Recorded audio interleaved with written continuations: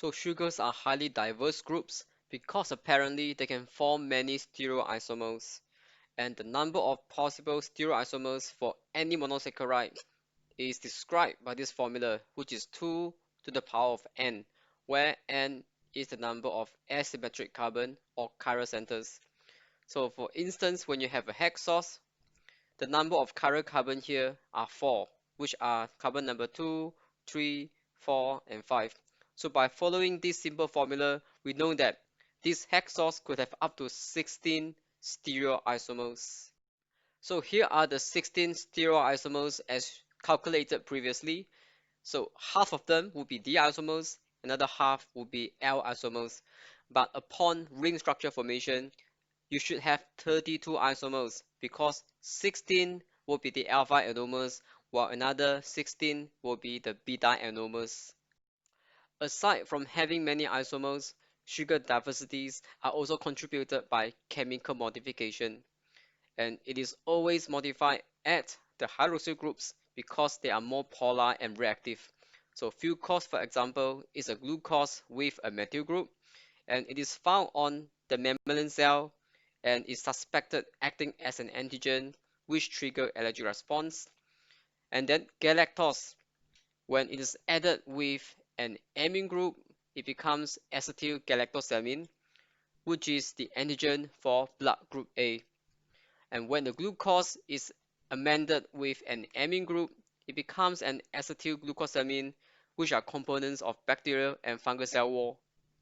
And salicylic acid, for example, is a sugar added with an amine group plus a R group. So it has many functions, but one important function is in neurotransmission. And of course, you know about deoxyribose, which is a ribose losing one oxygen atom, and it is also added with a phosphate group and a nucleotide base. And of course, we have ribose, which is a building block in RNA. So as you can see, due to structural diversity and chemical reactivity, sugars play many important roles in our body function. One very important chemical modification of sugars is called phosphorylation, which means the addition of phosphate groups. So as you can see from these pictures, all these sugar intermediates are phosphorylated, such as the glucose 6-phosphate, glyceraldehyde 3-phosphate, and the dihydroxyacetone phosphate. The reason why sugar is phosphorylated is that the phosphate groups are all negatively charged, which prevent these sugars intermediate from escaping the cell membrane, which is hydrophobic in nature. And the second reason is that with the addition of these phosphate groups, it makes all these sugar intermediates even more reactive, and therefore you will have a more efficient glycolysis or more efficient metabolic pathway. In this final part of the lecture, we will look at the formation of disaccharides and sugar polymers, and we will specifically look at the formation of glycosidic bonds. In this diagram, you have the formation of a glycosidic bond between two monosaccharides molecules.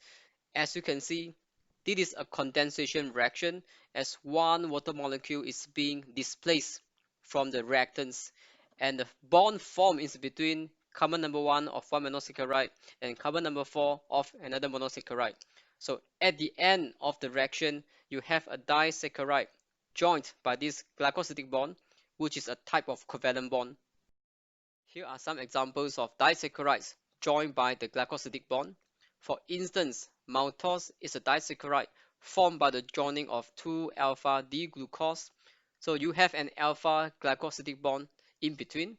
While for lactose, it is formed by one beta galactose and one beta glucose. So you have a beta glycosidic bond in between. Okay, just how important are disaccharides? Maltose, for example, are generated from starch and they can be hydrolyzed further into glucose. And because of maltose, you get to enjoy the unique taste of the malt drink, which has a lot of maltose in it. Lactose, on the other hand, is present in milk and it can use as a source of energy. But unfortunately, for people with lactose intolerance, lactose is going to cause some digestive problems.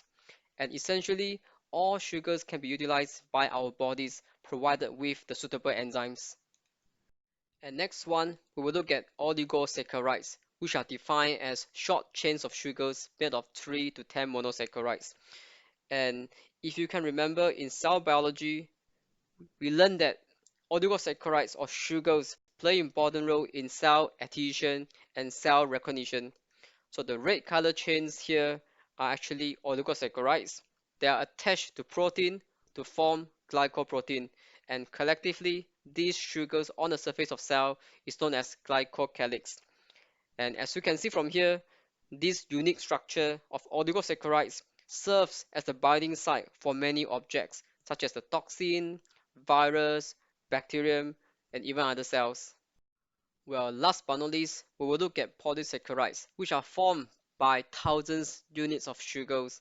They are joined together by the glycosidic bond in forming one giant molecule. So there are basically two types of polysaccharides. It could be storage forms of glucose, such as starch in plants or glycogen in the animals, or it could be structural fibers, such as cellulose in plants, chitin in arthropods, while glycosaminoglycans they are found in animal cells. Here is another brain teaser. So is polysaccharide synthesis an anergonic process or an exergonic process? Why do you think so? To help improving your understanding on carbohydrates, please try to answer the carbohydrates worksheet, which is already accessible on Canvas, where you don't have to submit the answers to me, but it is good for your understanding. And for most questions listed in the worksheet, they are already model answers provided.